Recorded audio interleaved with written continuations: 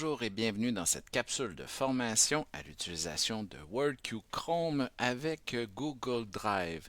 Donc, si vous n'utilisez pas Google Classroom en tant qu'enseignant, orthopédagogue ou intervenant, vous pouvez tout simplement créer un dossier partagé dans Google Drive pour pouvoir comme ça partager fichiers Google Documents, Word ou PDF avec l'élève qui pourra ensuite les utiliser à partir de son Chromebook et ainsi utiliser les fonctions d'aide de WordQ Chrome. Donc, allons-y sans plus tarder. Assurez-vous d'être connecté à votre compte Google du CSS dans votre navigateur. Ensuite, vous cliquez sur la grille d'application dans le coin supérieur droit et on clique sur Google Drive. Maintenant, dans Google Drive, vous n'avez tout simplement qu'à créer un nouveau dossier. Donc, on va cliquer ici sur Nouveau dossier. Ici, Nouveau dossier. On lui donne un nom. Idéalement, attribuez-lui le nom de l'élève. Donc, peut-être ici, là, je vais y aller là, du côté WordQ et élève 01. Donc, pour que l'élève puisse le retrouver là, facilement dans ses dossiers partagés. Donc, on va cliquer ici sur Créer. Voilà, mon dossier est maintenant créé. Vous pouvez y accéder là, en double-cliquant sur celui-ci et en naviguant de la sorte. Assurez-vous de partager ici votre dossier avec l'élève. Donc, il vous faudra là, comme ça là, effectuer le partage. Pour ce faire, là où vous voyez le dossier, cliquez sur les trois petits points pour faire afficher les autres actions. Cliquez sur Partager et ensuite Partager. Il vous demandera ainsi de saisir une adresse. Donc, on va aller ici, hein, on va taper l'adresse de l'élève. Donc, élève 01 SE du .cshc.qc.ca.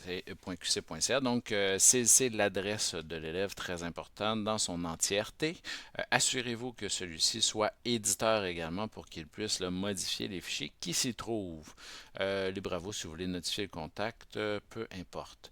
Vous cliquez ici sur Envoyer et automatiquement, le dossier sera partagé avec l'élève. Donc, vous allez voir, là, il va y avoir là, un petit bonhomme là, qui s'affiche là où il y a le dossier.